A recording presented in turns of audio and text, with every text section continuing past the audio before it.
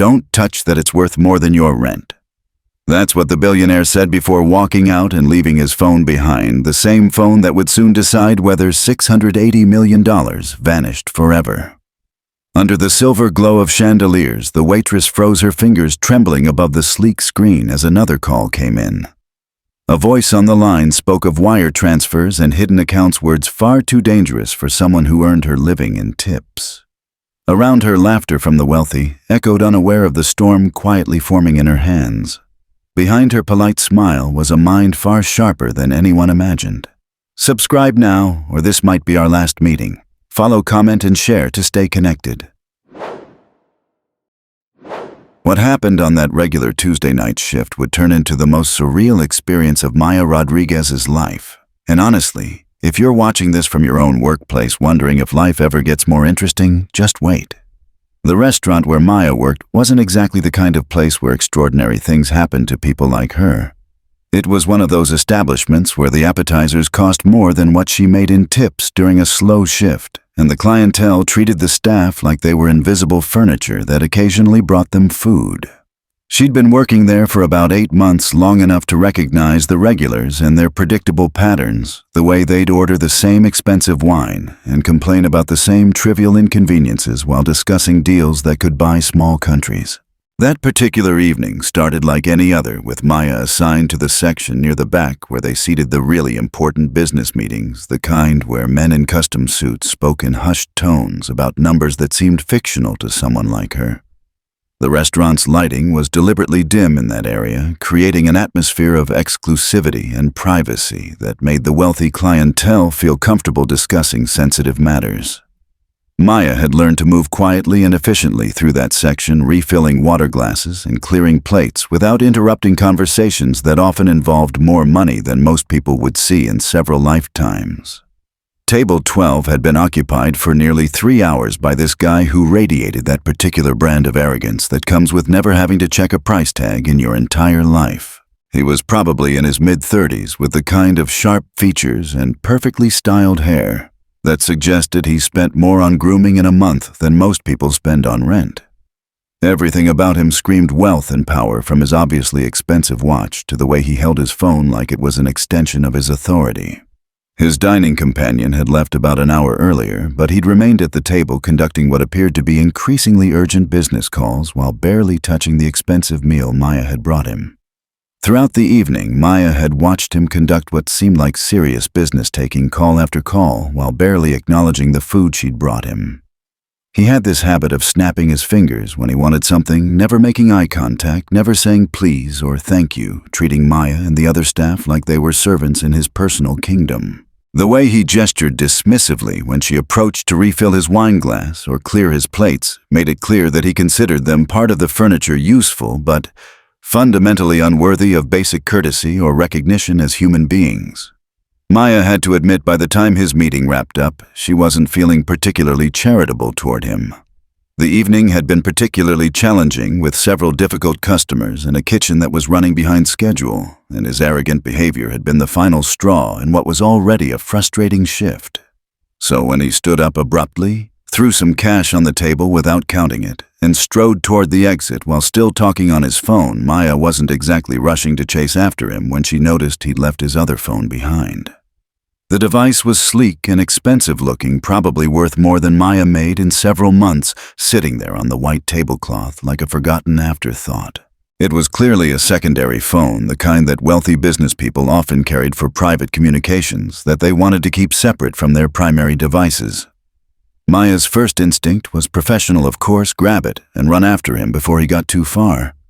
But something made her hesitate. Maybe it was the way he'd treated them all evening, or maybe it was just exhaustion from a long shift, but she found herself moving slowly as she approached the table. Maya was reaching for the phone when it started ringing, the sound cutting through the ambient restaurant noise like an alarm. The caller ID just showed a number, no name, and for reasons she still couldn't fully explain, instead of letting it go to voicemail, she answered it.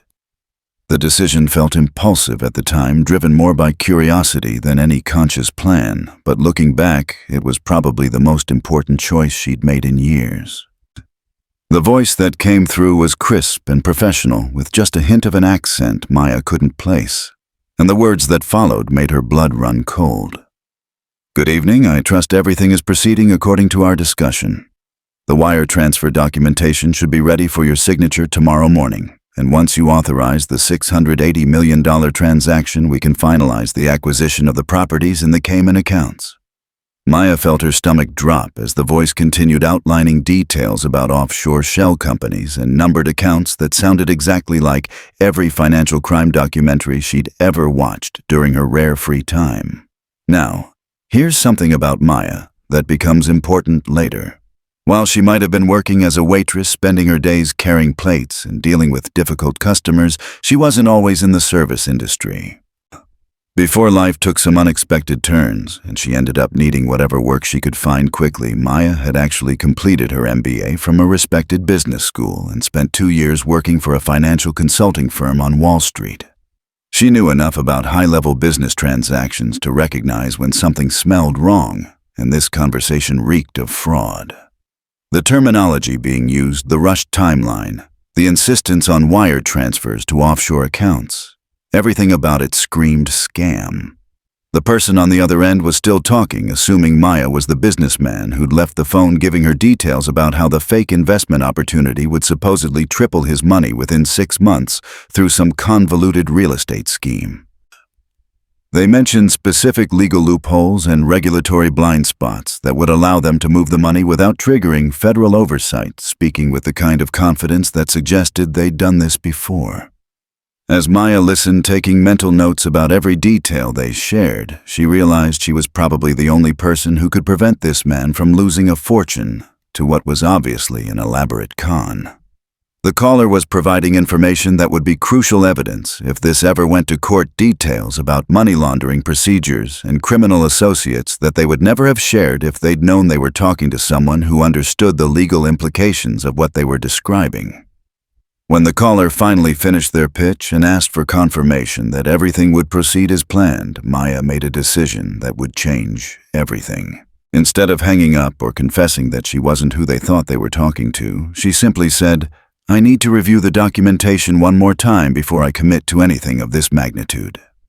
The caller seemed slightly surprised, but agreed to send additional details via email, and after a few more minutes of careful conversation where Maya tried to sound appropriately businesslike, they hung up.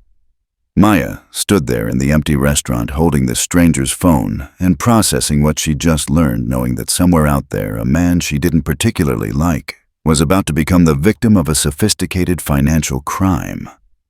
The ethical thing to do was obvious. She needed to find him and warn him regardless of how he'd treated her.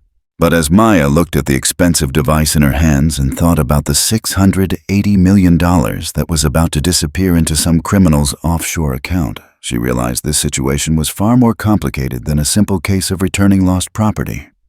The restaurant was closing around Maya, with other staff members cleaning tables and preparing to lock up for the night, but she remained frozen at table 12, holding evidence of what might be one of the largest financial frauds in recent history. Something told her that by tomorrow morning, everything was going to change, and she was going to be right in the middle of it, whether she wanted to be or not. The question was whether Maya had the courage to do what needed to be done, even if it meant getting involved with someone who'd made it clear that people like her didn't matter to people like him. Finding someone in a city like this should have been impossible, but wealthy people leave digital footprints everywhere, and Maya Rodriguez had learned a few things about research during her Wall Street days. The phone had several recent emails from what appeared to be his assistant, and from those Maya was able to piece together that his name was connected to a major investment firm downtown. It took her most of the night, but by morning Maya had managed to track down the building where his company was located, a gleaming tower of steel and glass that screamed money and power from every polished surface. Standing outside that building in her waitress uniform, clutching his phone and a folder of notes she'd compiled about the fraudulent scheme, Maya felt like David preparing to face Goliath. The lobby was all marble and mahogany, with security guards who looked like they could bench press her car. And everyone walking through those doors wore suits that cost more than most people's cars. Maya approached the reception desk with as much confidence as she could muster, explaining that she needed to return something important to the businessman from last night, and that it was extremely urgent. The receptionist, a woman who'd clearly perfected the art of looking down on people despite being seated, gave Maya the kind of look usually reserved for something unpleasant stuck to the bottom of a shoe. "I'm sorry, but you can't just walk in here without an appointment," she said, her voice dripping with the kind of polite disdain that rich people use to maintain their distance from the working class. "If you'd like to leave the item with security, they can ensure it reaches the appropriate person." Maya tried to explain that this wasn't just about returning a phone, that there was a time-sensitive financial matter involved, but the receptionist was clearly not interested in hearing anything from someone who looked like hired help. That's when Maya made her second decision that would change everything. Instead of leaving the phone with security and walking away like a sensible person, she pulled out her own phone and started calling the number she'd found in his recent contacts, labeled Direct Office Line. When Alexander Sterling answered, his voice had that same arrogant tone Maya remembered from the restaurant, and she could practically hear his irritation at being bothered by an unknown number. "This is about your phone," Maya said quickly before he could hang up. "The one you left at the restaurant last night, and the call you missed about the $680 million wire transfer." The silence that followed lasted long enough for Maya to wonder if the call had dropped, but then Alexander's voice came back suddenly sharp and focused in a way that told her she'd gotten his complete attention. "Who is this, and how do you know about that transaction?" Maya explained briefly about finding his phone and answering the call, and after another long pause, he told her to wait in the lobby, that he'd be down in 5 minutes. The receptionist's entire demeanor changed when she received what Maya assumed was a call from upstairs, suddenly treating her like she might actually be someone worth acknowledging. When Alexander appeared in the lobby, striding out of the elevator with the kind of purposeful energy that suggested he was used to having people jump when he entered a room, Maya could see him trying to reconcile the waitress from last night with someone who apparently knew details about his private business dealings. He was even more imposing in his natural environment, surrounded by the trappings of wealth and power that clearly defined his entire identity. "Let's talk somewhere private," he said, and led Maya to a small conference room off the main lobby, the kind of space probably used for meetings that weren't important enough for the executive floors. Once they were alone, Alexander got straight to the point with the kind of directness that successful people use when they want information.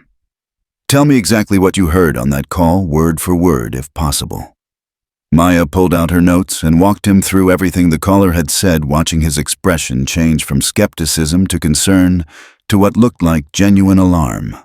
When she mentioned the specific details about the Cayman accounts and the shell companies, his face went pale in a way that suggested Maya had just confirmed his worst fears about something.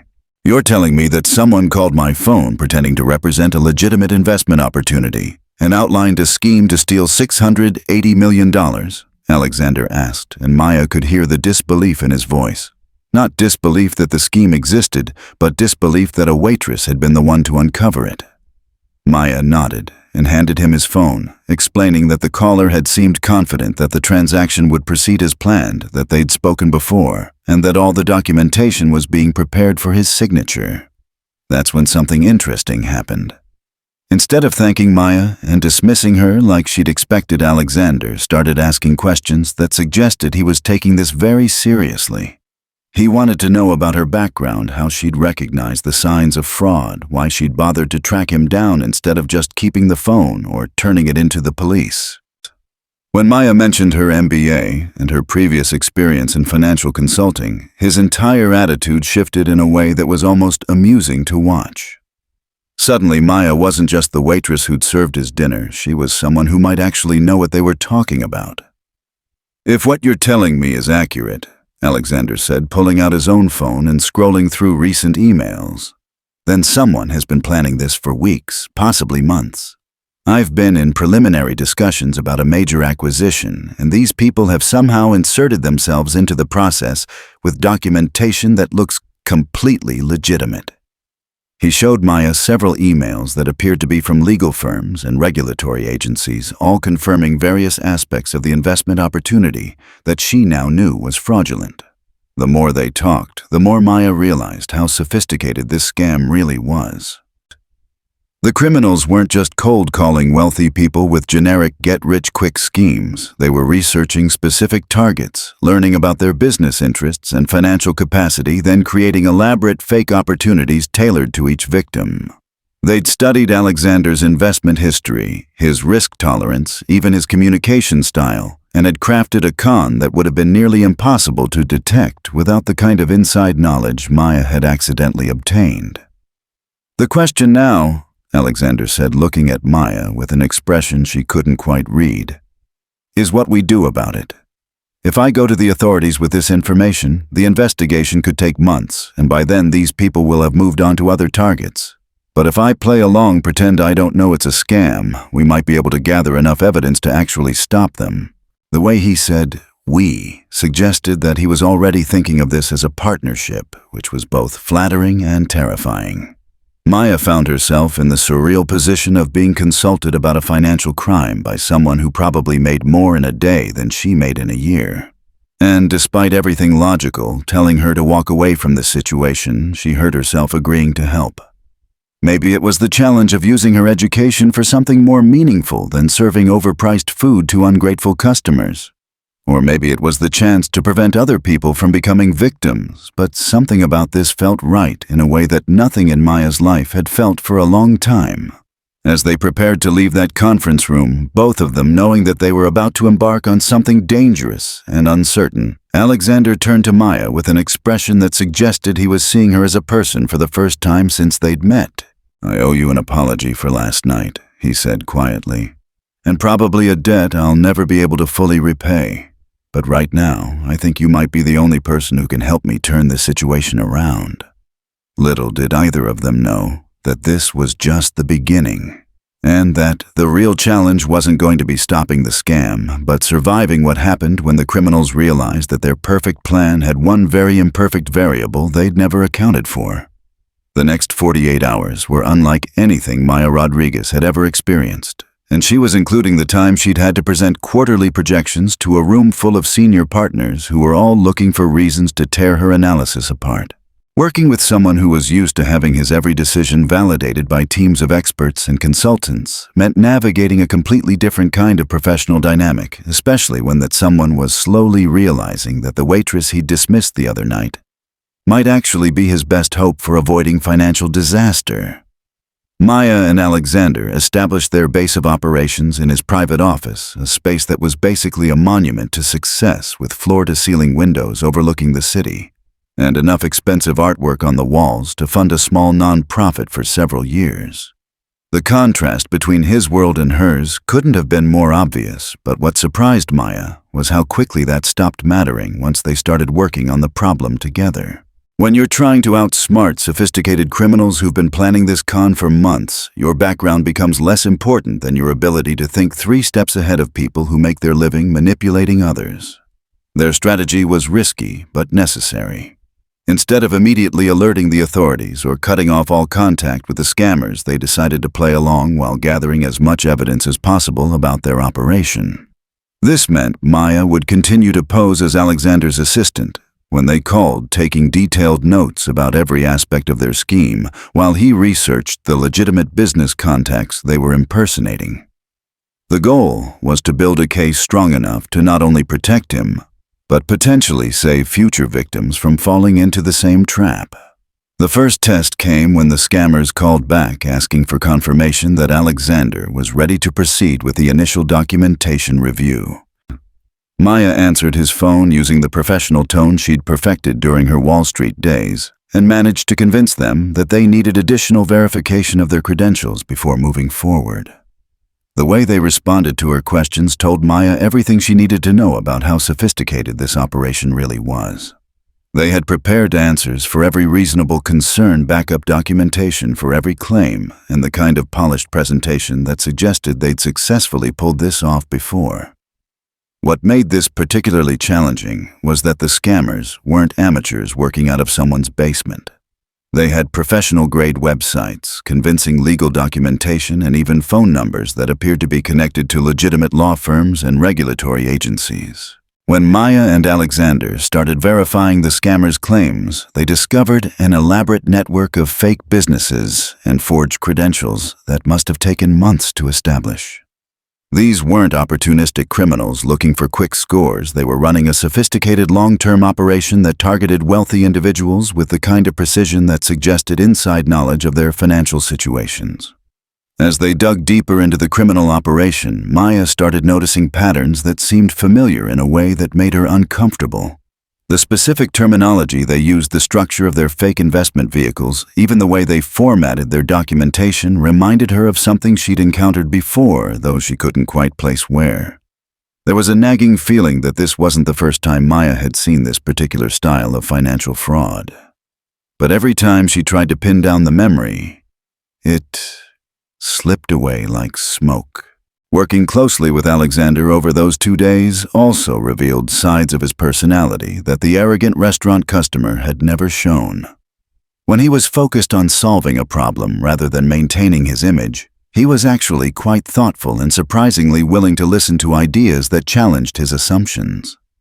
He admitted that his initial dismissive attitude toward Maya had been inexcusable, and that if she hadn't been persistent enough to track him down, he would have lost more money than some small countries have in their entire annual budgets. The breakthrough came when they realized that the scammers had made one crucial mistake.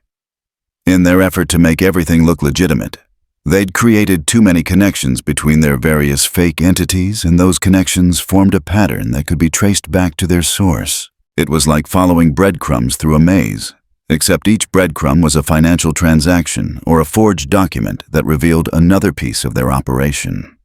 The more Maya and Alexander uncovered, the more obvious it became that this wasn't just about stealing money from wealthy individuals. It was about something much larger and more systematic. What they discovered was that this particular scam was part of a broader scheme targeting dozens of high-net-worth individuals across multiple industries. The criminals had apparently been building profiles of potential victims for years, studying their investment habits, their business relationships, and their decision-making processes. They'd created an entire ecosystem of fake businesses and fraudulent opportunities designed to appeal to specific types of investors, and they'd been remarkably successful at it. The personal stakes became clear when they found evidence that suggested these criminals had been monitoring their targets for much longer than Maya and Alexander had initially realized. They didn't just know about Alexander's current financial situation. They seemed to have detailed information about his family, his properties, and his daily routines. This wasn't just about money anymore. It was about people who had made him a target in ways that extended far beyond a simple investment scam. As they prepared to take their evidence to the authorities, Alexander made a suggestion that surprised Maya. "When this is over," he said, "I'd like to offer you a position with my company. Someone with your analytical skills and attention to detail shouldn't be wasting their talents in the service industry, and I suspect you'd be valuable in helping us prevent this kind of thing from happening to our other clients." It was the kind of opportunity Maya had been hoping for since leaving Wall Street. But it also felt like something she needed to earn rather than something she deserved just for stumbling into the right situation at the right time. The real test of their partnership came when the scammers decided to accelerate their timeline. They called that afternoon, claiming that regulatory changes were going to take effect the following week that would make their investment opportunity unavailable, and they needed Alexander to wire the full $680 million within 72 hours. The pressure in their voices was subtle but unmistakable, and it told Maya that something had changed in their operation, that they were either getting nervous about exposure or they had other targets they needed to move on to quickly. They made the decision to arrange a face-to-face meeting, telling them that a transaction of this magnitude required in-person verification of all parties involved. This was dangerous for obvious reasons, but it was also their best chance to gather the kind of evidence that would allow law enforcement to build a case against the entire network rather than just the individual scammers they'd been dealing with. The meeting was scheduled for the following evening at a high-end hotel downtown, the kind of neutral location that would seem appropriate for a legitimate business transaction. Preparing for that meeting felt like preparing for battle, except instead of weapons, they had recording devices and carefully rehearsed talking points designed to get the scammers to reveal as much as possible about their operation. Maya and Alexander practiced different scenarios, anticipated various ways they might try to pressure him into making the wire transfer immediately, and developed contingency plans for what to do if the situation became dangerous. The adrenaline was unlike anything Maya had felt since her most challenging days in finance, when everything depended on making the right decision under pressure. The night before the meeting, as they sat in Alexander's office reviewing their strategy one final time, Maya realized how much had changed since that first awkward encounter in the restaurant. They'd gone from strangers with nothing in common to partners working toward the same goal, and somewhere in that process, the class differences that had seemed so important initially had become irrelevant. What mattered now was whether they could successfully expose these criminals without becoming victims themselves, and whether the evidence they'd gathered would be enough to prevent other people from losing their life savings to the same elaborate con. As Maya prepared to leave that evening, knowing that the next day would either vindicate their risky strategy or expose them to consequences they couldn't fully predict, she found herself thinking about how one seemingly routine decision to answer someone else's phone had led to this moment. Sometimes, the most important choices we make are the ones that don't seem important at the time, and sometimes, the people who seem least likely to help us end up being exactly what we need when everything is on the line. The hotel they'd chosen for the meeting was the kind of place where discretion was more valuable than diamonds, and every surface gleamed with the kind of understated luxury that whispered rather than shouted about money. As Maya Rodriguez walked through the marble lobby wearing the most professional outfit she owned, which still felt hopelessly outclassed by the surroundings, she tried to project the confidence of someone who belonged in spaces like this. The recording device tucked into her jacket felt like it weighed 1,000 pounds, and every step toward the private dining room they'd reserved reminded Maya that they were about to sit down with people who made their living deceiving others. Their plan was straightforward in theory, but terrifying in practice. Maya would pose as Alexander's financial advisor, someone with the technical expertise to evaluate the investment opportunity, while he played the role of the interested but cautious investor. The goal was to get them to reveal enough details about their operation that law enforcement could trace the money back to its source and identify the other victims they'd targeted. What Maya and Alexander hadn't anticipated was just how prepared these criminals were for every possible contingency, including suspicious potential investors who asked too many detailed questions. The three people who met them in that private dining room looked exactly like what you'd expect from successful financial consultants. They were impeccably dressed, professionally groomed, and spoke with the kind of polished confidence that comes from years of practice at convincing people to trust them with large sums of money. The lead person introduced themselves as the managing partner of the investment firm, while the other two were supposedly legal and regulatory specialists who'd flown in specifically for this meeting. Everything about their presentation was designed to project legitimacy and success. What struck Maya immediately was how thoroughly they'd researched not just the investment opportunity they were presenting, but also the personal and professional background of their target. They knew details about Alexander's business interests that weren't public knowledge. They referenced previous investment decisions he'd made, and they even mentioned family members and personal connections in ways that suggested they'd been studying him for months. This wasn't a random scam. It was a carefully orchestrated attack on someone they'd specifically chosen for reasons that went beyond just his financial capacity.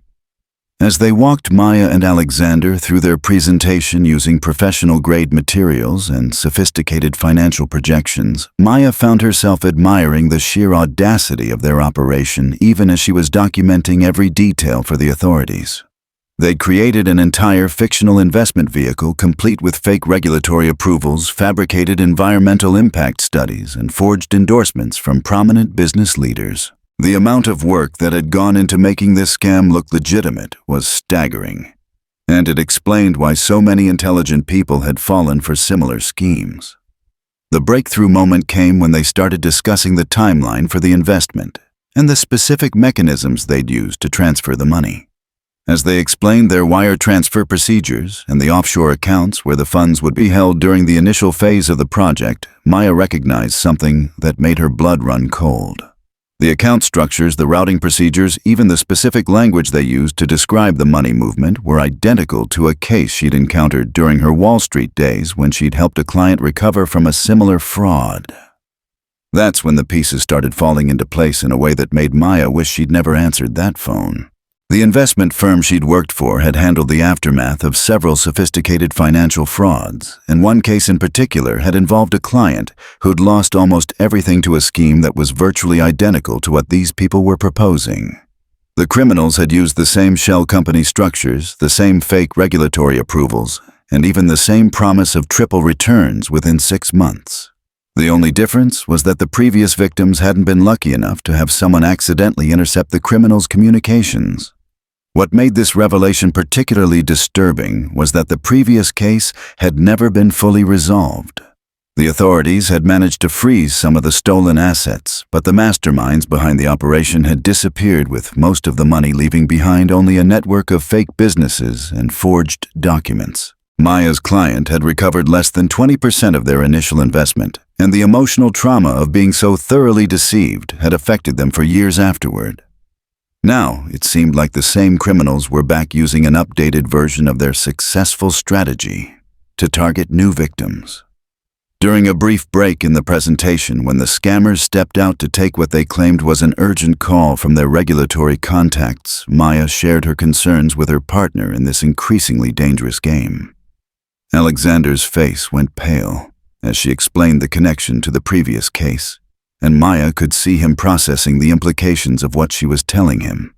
If these were the same people who'd successfully stolen millions from previous victims, then they were far more dangerous and sophisticated than they'd initially realized. The situation became even more complicated when they returned from their call with news that changed everything about the timeline. They claimed that regulatory pressure was forcing them to accelerate the investment schedule, and that instead of having several days to review the documentation, Maya and Alexander needed to commit to the wire transfer that evening. The pressure was subtle but unmistakable, and it confirmed Maya's suspicion that something had spooked them about this particular operation. What they didn't realize until later was that their own investigation had triggered alarms within the criminal network. The criminals had monitoring systems in place to detect when people started asking too many questions about their fake businesses or trying to verify their forged credentials. Maya and Alexander's background checks on their supposed regulatory approvals had apparently flagged their attention, and now they were rushing to complete the scam before they could expose them. In trying to gather evidence against them, they'd inadvertently put themselves in danger. The meeting took a decidedly darker turn when the scammers started discussing what would happen if Alexander decided not to move forward with the investment. The lead person mentioned that they'd already invested significant resources in preparing this opportunity specifically for him, and that backing out at this stage would have consequences beyond just missing out on potential profits. The threat was veiled but unmistakable, and it made clear that these weren't just white-collar criminals who relied on deception and paperwork to achieve their goals. As they sat in that luxurious dining room, surrounded by the trappings of legitimate business while being threatened by sophisticated criminals, Maya realized that their amateur investigation had put them in a position they weren't equipped to handle. These people had resources, connections, and apparently a willingness to use intimidation that went far beyond simple financial fraud. They were no longer just trying to prevent a theft, they were potentially fighting for their safety against people who'd made this their profession for years. The evening ended with them giving Maya and Alexander until midnight to wire the $680 million, with the ominous suggestion that waiting until morning would no longer be an option. As they left that hotel, both of them trying to maintain their composure until they were safely away from their watchful eyes, Maya couldn't shake the feeling that they'd just walked into a trap that was much more elaborate and dangerous than either of them had anticipated. In the cab ride back to Alexander's office, as they reviewed the recordings they'd made and tried to process everything they'd learned, the reality of their situation became clear. They'd uncovered evidence of a sophisticated criminal operation that was much larger than a single investment scam, but in doing so, they'd also painted targets on their backs. The criminals now knew that Maya and Alexander were suspicious of their operation, and they had the resources and motivation to ensure that the two didn't interfere with their plans. The question now wasn't just whether they could prevent Alexander from losing $680 million. It was whether they could survive long enough to see these criminals brought to justice. As they prepared to contact law enforcement with the evidence they'd gathered, Maya couldn't help but think about how much her life had changed since that first phone call. She'd gone from serving food to people who ignored her existence, to potentially becoming the target of criminals who had no intention of letting witnesses to their operations simply walk away. The night ahead was going to test everything they thought they knew about themselves and each other, and Maya had the unsettling feeling that by morning either these criminals would be in custody or they'd discover just how far they were willing to go to protect their lucrative operation. Sometimes when you try to do the right thing, you find out that the wrong people have been planning for that possibility all along, and they're much better prepared for the confrontation than you ever imagined. By the time Maya Rodriguez and Alexander Sterling reached his office building that night, it was clear that going back to their normal routines wasn't an option. The parking garage felt different somehow, shadows seeming deeper and every footstep echoing with potential threat. When they discovered that someone had been through Alexander's office, carefully searching through their research materials while leaving everything else untouched, the reality of their situation hit them both like a physical blow. These weren't just sophisticated criminals, they were professionals who could gain access to secure buildings and conduct searches without triggering any security alarms. The decision to leave the city was made for them when Alexander's head of security, a former federal agent who took threats against his employer very seriously, recommended immediate relocation to what he called a secure location. Within 2 hours, they were driving through the darkness toward a property Alexander owned in the mountains, a place that had originally been purchased as a weekend retreat but was now serving as their temporary sanctuary. The house was isolated enough to provide privacy and secure enough to give them time to think without looking over their shoulders every few minutes. Sitting in that cabin, surrounded by the kind of rustic luxury that money could buy, but most people could never afford, Maya found herself processing not just the immediate danger they were facing, but the surreal journey that had brought her to this point. 3 days earlier, she'd been worried about paying her rent and dealing with difficult customers, and now she was hiding from sophisticated criminals while helping someone she barely knew prevent the theft of more money than she could properly comprehend. The absurdity of the situation would have been amusing if it weren't also terrifying. What made those hours in hiding particularly intense was the forced intimacy of their situation. When you're confined to a small space with someone while trying to stay one step ahead of people who want to silence you permanently, the usual social barriers tend to disappear pretty quickly. Maya and Alexander talked about everything and nothing, sharing details about their lives that they'd never intended to reveal to anyone, let alone someone they'd met under such unusual circumstances. The class differences that had seemed so important initially became irrelevant when faced with the equalizing reality of shared danger. That's when Alexander told Maya about the business partner who'd betrayed him years earlier, stealing not just money but also sensitive information about clients and investment strategies that had taken years to develop. The betrayal had cost him more than just financial losses. It had destroyed his ability to trust people, and had made him the kind of person who treated others, especially those he perceived as beneath his social status, with the defensive arrogance Maya had witnessed at the restaurant. Learning about that betrayal helped her understand why he'd been so suspicious of everyone and everything, including her initial attempts to help him. In return, Maya found herself sharing the story of how she'd ended up working as a waitress despite having an MBA and Wall Street experience. The financial crisis had hit her consulting firm particularly hard, and layoffs had eliminated not just her job, but her entire department. The combination of student loans, credit card debt, and a job market that had no interest in hiring former financial consultants had forced her to take whatever work she could find quickly. Pride had prevented her from asking for help, and stubbornness had kept her from considering opportunities that felt like steps backward in her career.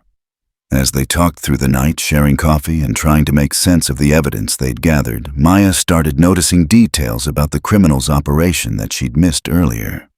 The specific companies they'd created as fronts for their money laundering activities weren't just random choices, they were connected to legitimate businesses that had been targeted in previous financial crimes. This wasn't just about creating a convincing scam, it was about systematically destroying the reputations and financial stability of specific individuals and companies. The breakthrough came when Maya realized that the investment firm where she'd previously worked hadn't just handled the aftermath of similar frauds, they'd actually been investigating a pattern of targeted financial attacks that seemed designed to benefit specific competitors in various industries. The criminals weren't just stealing money, they were eliminating competition and consolidating market power for clients who were willing to pay for illegal advantages. What Maya and Alexander had stumbled into wasn't just a sophisticated theft, it was corporate warfare being conducted through financial fraud. That revelation led to an even more disturbing discovery when they started researching the previous victims of similar scams. Many of them had been forced out of business not just by the immediate financial losses, but by the damage to their reputations and the legal complications that followed their attempts to recover their stolen assets. Several had ended up bankrupt, divorced, or worse. And in each case, their market share had been quickly absorbed by companies that seemed remarkably well positioned to benefit from their misfortune. The pattern became clear when they mapped out the timeline of various attacks and the subsequent market consolidation that had followed each successful fraud. Someone was paying these criminals to target specific individuals, not just for the immediate profit from stolen money, but for the long-term competitive advantages that came from eliminating successful rivals. The $680 million theft they'd prevented was just the latest move in a much larger game that had been going on for years. What made this discovery particularly personal was Maya's realization that her former employer's financial difficulties, which had led to the layoffs that destroyed her career, might not have been the result of market forces after all. The timing of several client losses that had weakened the firm coincided suspiciously with similar fraud attempts, and Maya started to wonder if she'd been an indirect victim of the same criminal network they were now fighting against. The possibility that her career had been destroyed as collateral damage in someone else's corporate warfare added a level of personal motivation to their investigation that surprised her with its intensity.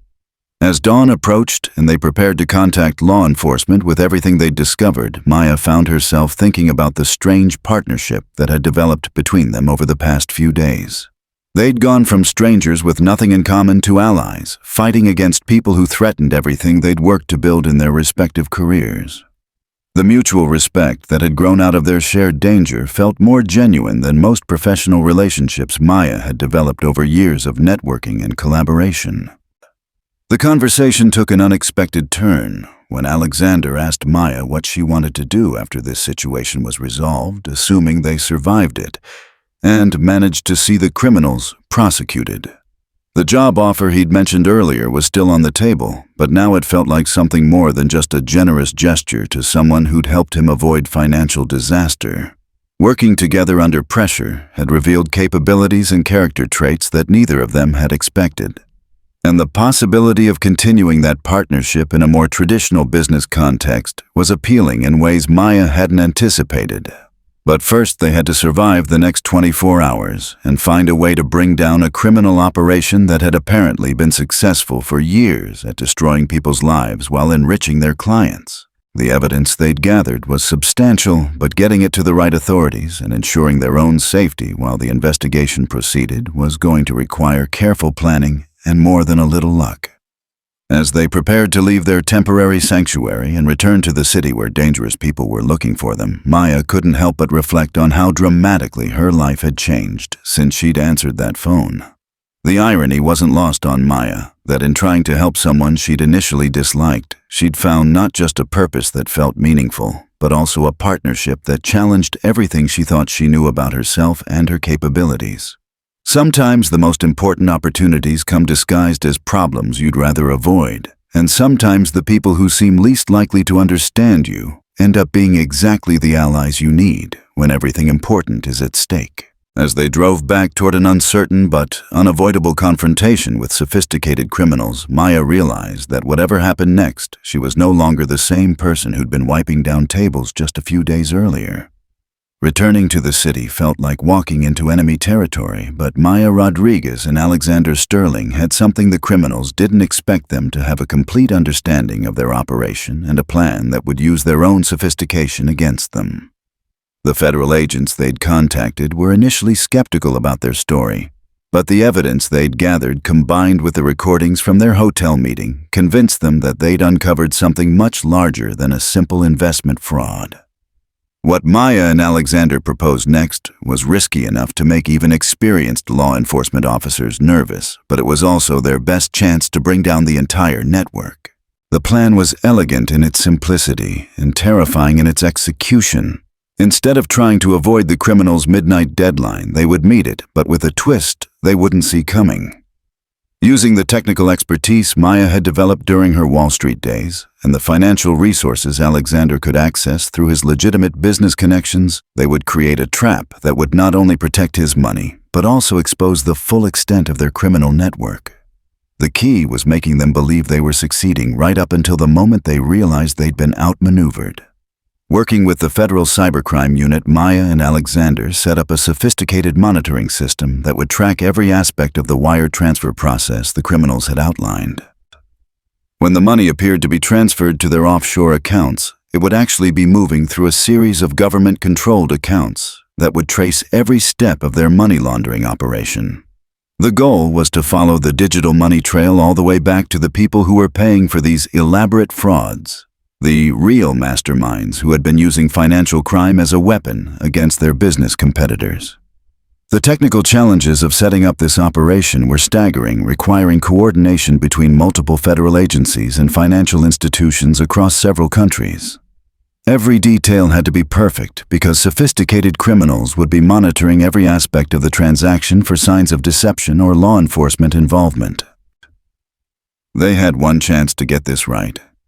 And if the criminals detected any anomalies in the process, they would disappear with whatever money they could access and start the entire operation somewhere else with new identities and different targets.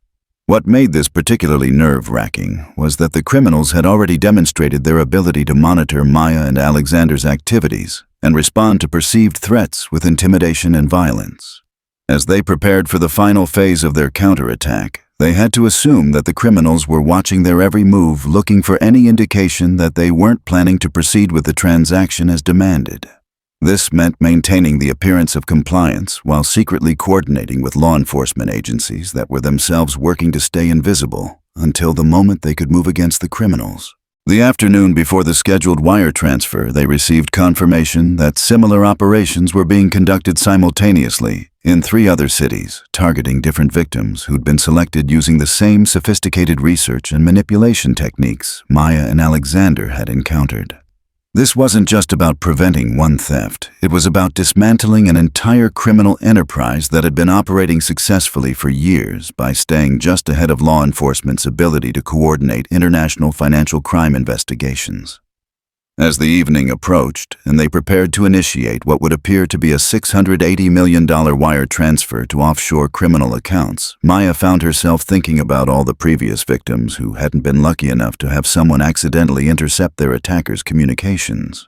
The business owners who'd lost everything, the families whose savings had been stolen, the employees who'd lost their jobs when their companies were destroyed by financial warfare. They never knew they were fighting. Tonight wasn't just about protecting one wealthy man's assets, it was about getting justice for everyone who'd been hurt by this network. The actual execution of their plan required split-second timing and flawless coordination between multiple agencies. At exactly 11:30 that night, the wire transfer appeared to execute perfectly from the criminals' perspective, with confirmations arriving from all the fake institutions they'd created to facilitate their money laundering operation. For 30 minutes, they believed they'd successfully completed the theft of more money than most people could imagine, and during those 30 minutes, they let their guard down enough for law enforcement to trace every aspect of their operation. What Maya and Alexander discovered in real time was that the money wasn't just being stolen for the immediate profit it represented. The wire transfer triggered automated systems that immediately began moving funds through a network of shell companies and fake investment vehicles. But instead of disappearing into untraceable offshore accounts, every transaction was being monitored and recorded by federal agents who were simultaneously conducting raids on criminal operations in multiple countries. The sophisticated criminal network that had seemed so untouchable just hours earlier began collapsing as soon as law enforcement agencies started following the money trails Maya and Alexander had helped them identify. Bank accounts were frozen, fake businesses were raided, and the people who'd spent years perfecting their financial fraud techniques found themselves facing charges in multiple jurisdictions. The coordination required to bring down an international criminal enterprise of this scope was impressive. But it was only possible because they'd provided the evidence and access that law enforcement had been trying to obtain for years. The personal satisfaction of watching this operation succeed was complicated by the realization that they'd been in much more danger than they'd initially understood. As federal agents briefed Maya and Alexander on what they'd discovered during the raids, it became clear that the criminals had been prepared to use violence to protect their operation if necessary. The people they'd been negotiating with weren't just sophisticated white-collar criminals. They were part of a network that had connections to organized crime groups willing to eliminate threats to their profitable financial fraud enterprise. What made their success even more meaningful was learning about the scope of the criminal network they'd helped expose. The evidence gathered during the coordinated raids revealed connections to dozens of previous financial crimes, including several cases where victims had been driven to bankruptcy or worse by attacks they'd never understood were deliberate attempts to destroy their businesses. The ripple effects of bringing down this network would protect countless potential future victims and provide closure for people who'd been fighting for years to recover from sophisticated financial attacks. The aftermath of their counterattack also revealed the identity of the people who'd been paying for these elaborate criminal services. Several prominent business leaders and corporate executives were arrested for conspiring to eliminate their competitors through financial fraud, turning what Maya and Alexander had initially thought was simple theft into evidence of a much more systematic corruption of competitive business practices. The criminal network hadn't just been stealing money, they'd been selling services to people who wanted to win in business by destroying their rivals rather than competing legitimately. As federal agents secured the evidence and began the process of building cases against dozens of criminals and their clients, Maya found herself processing the surreal nature of everything that had happened since she'd answered that phone call. In less than a week, she'd gone from being invisible in the service industry to playing a crucial role in exposing an international criminal conspiracy that had been operating for years without detection. The experience had challenged everything Maya thought she knew about her own capabilities and the impact one person could have when circumstances aligned in unexpected ways. The most surprising aspect of their success was how it had changed the dynamic between Maya and Alexander. The partnership that had begun as necessity had evolved into something that felt like genuine collaboration between equals, regardless of their different backgrounds and financial situations. Working together under extreme pressure had revealed character traits and capabilities that neither of them had expected. And the mutual respect that had developed felt more authentic than most professional relationships Maya had experienced during her Wall Street career. As they sat in a federal building at 3 a.m. giving final statements about their role in exposing this criminal network, Maya realized that answering that phone call had been the most important decision she'd made in years. Not just because it had prevented a massive theft or helped bring criminals to justice, but because it had reminded her that sometimes the right opportunity comes disguised as someone else's problem, and sometimes the people who seem least likely to appreciate your help end up changing your life in ways you never could have anticipated.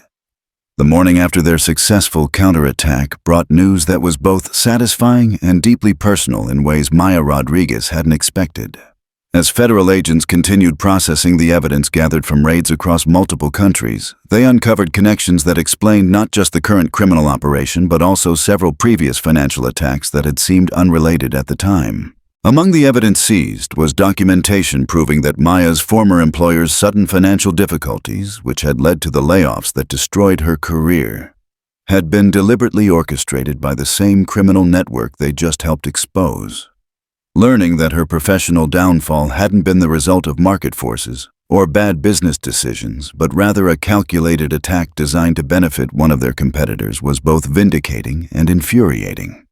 The consulting firm where Maya had built her expertise and professional reputation had been targeted specifically because their financial analysis capabilities posed a threat to companies that were using illegal methods to gain competitive advantages. Maya's career hadn't been collateral damage in someone else's corporate warfare. It had been a deliberate casualty in a systematic campaign to eliminate threats to criminal business practices. What made this revelation particularly meaningful was discovering the identity of the person who'd been orchestrating these attacks for years. The mastermind behind the criminal network wasn't just some anonymous figure working from offshore locations. It was someone Maya had encountered during her Wall Street days, a business consultant who'd seemed legitimate at the time but had apparently been using his access to financial information to identify targets for sophisticated criminal operations. The betrayal felt personal in a way that went beyond just professional disappointment. The confrontation that followed was arranged by federal agents who wanted to give victims an opportunity to face their attackers before the legal proceedings began. Sitting across a conference table from someone who'd systematically destroyed people's lives for profit was an experience Maya had never imagined she'd have, but it was also surprisingly empowering in ways that surprised her. Instead of the intimidating criminal mastermind she'd been expecting, Maya saw someone who looked diminished and desperate, facing the consequences of years of choices that had seemed clever at the time but now appeared pathetic and short-sighted. What struck Maya most about this confrontation was how ordinary evil could appear when stripped of its sophisticated disguises. This person had destroyed companies, ruined careers, and driven people to financial ruin. But when faced with the evidence of their crimes, they seemed more like a pathetic con artist than a criminal mastermind. The elaborate schemes that had seemed so sophisticated when Maya and Alexander were trying to unravel them looked childish when explained by someone who was desperately trying to minimize their responsibility for the damage they'd caused. The most satisfying moment came when the federal prosecutor outlined the charges that would be filed against not just the criminal network, but also the business leaders who'd been paying for their services.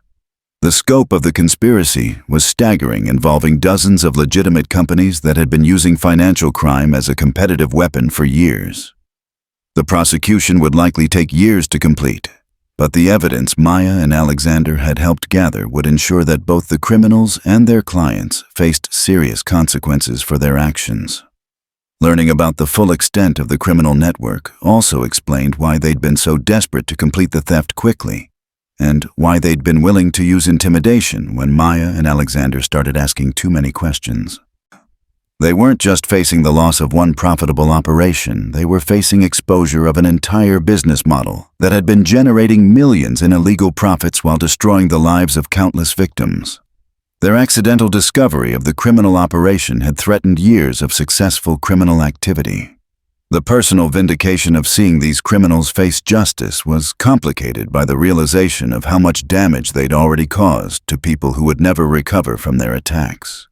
The business owners who'd lost everything, the employees who'd been laid off when their companies were destroyed, the families whose savings had been stolen, all of them had suffered while these criminals profited from sophisticated schemes that law enforcement hadn't been able to detect or prevent until now. What made their success particularly meaningful was learning that the evidence Maya and Alexander had helped gather would be used to compensate previous victims of similar attacks.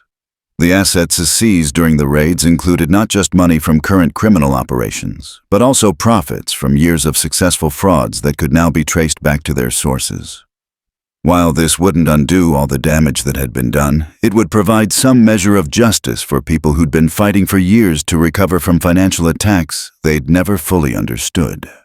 The aftermath of exposing this criminal network also revealed how Maya and Alexander's partnership had been strengthened by the shared experience of facing danger together and successfully fighting back against people who'd seemed untouchable. The mutual respect that had developed during their investigation felt more solid and authentic than professional relationships that had taken years to build during Maya's previous career.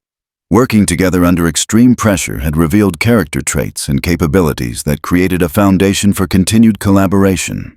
As they prepared to testify before a grand jury about their role in exposing the criminal network, Maya found herself reflecting on how dramatically her life had changed since that evening when she'd answered someone else's phone.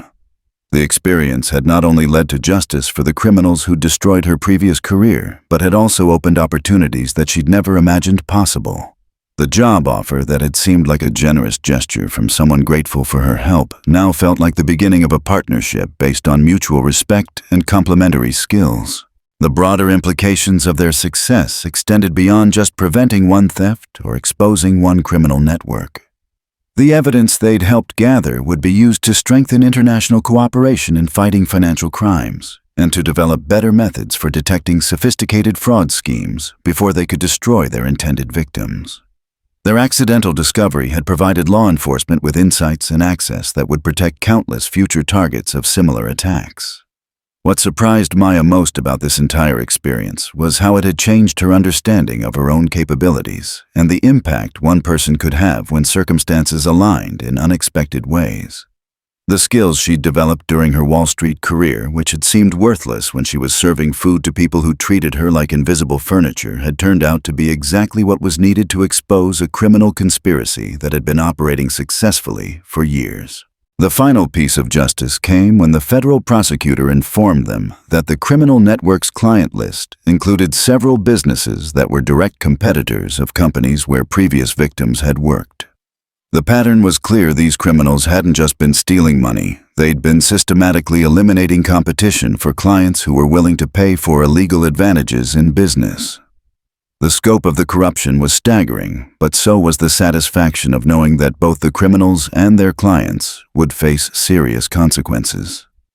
As this chapter of the investigation concluded, and Maya and Alexander prepared for the legal proceedings that would follow, Maya realized that the most important outcome wasn't just the money that had been recovered or the criminals who'd been arrested. It was the demonstration that ordinary people could fight back against sophisticated corruption and win, that justice was possible, even when the odds seemed impossible, and that sometimes the most important battles are fought by people who never intended to become warriors, but found themselves in situations where courage was the only option. The confrontation that had begun with a forgotten phone call was ending with the exposure of an international criminal conspiracy and the promise of justice for victims who'd been waiting years for someone to believe their stories and fight for their rights. It was proof that sometimes the smallest actions can have the biggest consequences, and that sometimes the people who seem least likely to make a difference are exactly the ones who change everything when it matters most. 6 months later, as Maya Rodriguez sat in her new office overlooking the same city where this entire adventure had begun, she found herself thinking about how dramatically her life had changed since that evening when she'd answered someone else's phone. The view from the 32nd floor was remarkably similar to the one from the restaurant where she used to work, but everything about her perspective had shifted in ways that went far beyond just geography. The job that had started as a generous offer from someone grateful for her help had evolved into a partnership that challenged and fulfilled her in ways her previous Wall Street career never had. The criminal trials that followed their investigation had been lengthy and complex, but ultimately successful in ways that exceeded everyone's expectations. The evidence Maya and Alexander had helped gather led to convictions for not just the criminals who'd been directly involved in the fraud schemes, but also for the business leaders who'd been paying for their services. The scope of the corruption that was exposed led to reforms in financial oversight and international cooperation that would protect future victims of similar attacks. What made the legal victories particularly satisfying was learning about the compensation that would be provided to previous victims of the criminal network. The assets seized during the raids, combined with civil settlements from the companies that had benefited from criminal services, created a fund that would help people rebuild their lives after suffering financial attacks they'd never fully understood. While money couldn't undo all the damage that had been done, it provided a measure of justice that many victims had never expected to receive. The personal vindication of seeing her former career destruction revealed as a deliberate criminal attack rather than market forces was complicated, but ultimately healing. Learning that her professional failure hadn't been the result of inadequate skills or bad decisions provided closure that Maya hadn't realized she needed. The experience had taught her that sometimes setbacks that seem like personal failures are actually evidence that you were threatening people who were willing to use illegal methods to eliminate competition. Working in her new role as head of financial security and fraud prevention had provided opportunities to use her expertise in ways that felt more meaningful than anything Maya had done during her previous career. Instead of just helping wealthy clients maximize their profits, she was now protecting people from sophisticated criminals and helping law enforcement agencies develop better methods for detecting and preventing financial crimes. The work was challenging and rewarding in ways that reminded her why she'd been drawn to finance in the first place. The partnership that had developed during their investigation had continued to evolve in professional settings with mutual respect and complementary skills, creating a working relationship that was more effective and satisfying than either Maya or Alexander had expected. The class differences that had seemed so important during their first encounter had become completely irrelevant once they demonstrated their respective capabilities under pressure. Trust earned through shared danger and successful collaboration was more solid than relationships built through years of conventional networking. What surprised Maya most about the aftermath of their success was how it had changed her understanding of the service industry and the people who work in it. Her months as a waitress had taught her things about resilience, empathy, and human nature that her MBA and Wall Street experience had never covered. The skills she developed while serving difficult customers had actually been valuable preparation for dealing with sophisticated criminals who were trying to manipulate and intimidate her. The broader impact of their investigation extended beyond just the specific criminals they'd exposed. The methods Maya and Alexander had used to detect and document their fraud schemes had been incorporated into training programs for law enforcement agencies and financial institutions worldwide. Their accidental discovery had provided insights that would help protect countless future victims of similar attacks, multiplying the positive impact of their actions far beyond what either of them had initially imagined possible. Looking back on the entire experience, what struck Maya most was how many assumptions she'd made about people, opportunities, and her own capabilities that had turned out to be completely wrong. The arrogant businessman who'd treated her like invisible furniture had become a trusted partner and advocate. The dead-end job that had seemed like evidence of professional failure had provided exactly the perspective she needed to recognize sophisticated criminal activity. The phone call that had seemed like a minor inconvenience had led to the most meaningful work of her career. The financial rewards of her new position were substantial, but they were secondary to the satisfaction of doing work that felt important and working with someone who respected her contributions. The experience had taught Maya that meaningful professional relationships were built on demonstrated competence and shared values rather than similar backgrounds or social connections. The mutual respect that had developed during their investigation had created a foundation for continued collaboration that felt more authentic than most professional partnerships. As Maya looked over the city that had once tested and transformed her, she realized the downfall she once feared had been the beginning of everything that mattered. The struggles, the doubt, even the silence of failure had shaped her into someone who now protected others from the same darkness. Maybe the real lesson is that justice doesn't always wear a badge. Sometimes it answers a forgotten phone. If you're still here, share your thoughts in the comments, hit like, subscribe, or tap the little thanks button to keep these stories alive. Until the next truth finds us, stay sharp, stay kind.